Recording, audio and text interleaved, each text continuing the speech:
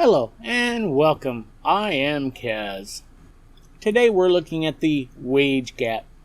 Search Google for the words wage gap and you'll get a shit ton of links to sites that have data and studies of the so-called wage gap. Go ahead, search Google. Rather, I'll leave a link down below to check out. Go ahead, pause and take a look. Look through a few of the links. Some are spot on. Many, though, lack sufficient data. Less than 200 people surveyed. But most, if not all, don't give you the whole story. I took the first link to come up on Google. The Institute for Women's Policy Research. Oh, doesn't that sound lovely? Now, shall we take a look at it? It is a lovely page. They have their own about page. Very informative, too. It shows all the publications their facts have been in, which I have to say is quite a bit. But this doesn't concern me. It's their resources I'm interested in. Specifically, the first link in their resources. This nifty little PDF lists a whole bunch of occupations and what women and men bring home. Now, in this example is the most common occupation for women.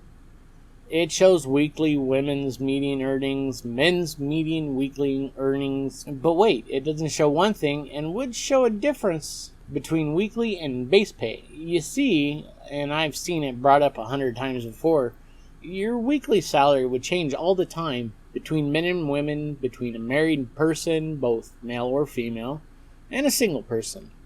Yes, I will admit, there is a wage gap, but that means absolutely shit. Feminist arguments for wage gap fall under these and other websites that show it. Yes, women sometimes will make less than men, but that's weekly pay. Why? Many reasons. Women may not want to work overtime, while men do. They may not take time off for personal reasons. And like I said before, they may be a single male compared against a married female who wants to take time off and take their kids to Disneyland or something. So what's my point?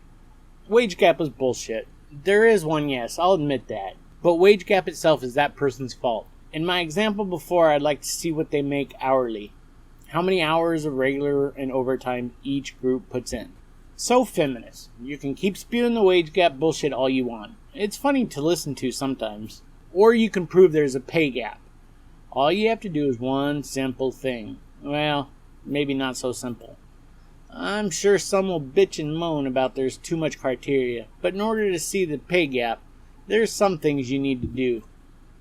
First things first, find a man and a woman. Easy enough.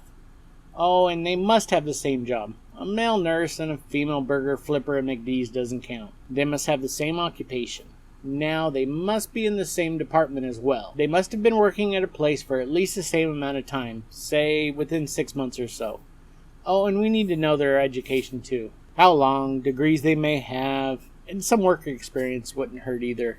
Now the really hard part. Show their end of the pay period stub. You know that thing you get when you get paid for the work you do?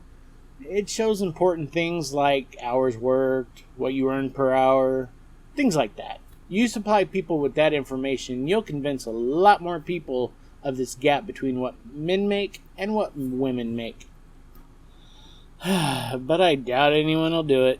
Shit, how many people will just say I'm part of the patriarchy? Well, it's a bitch knowing non-feminists are right, isn't it? So if you have this information and you want to prove the wage gap or pay gap, feel free to email me, which is listed below. And if you have any questions, feel free to email me as well.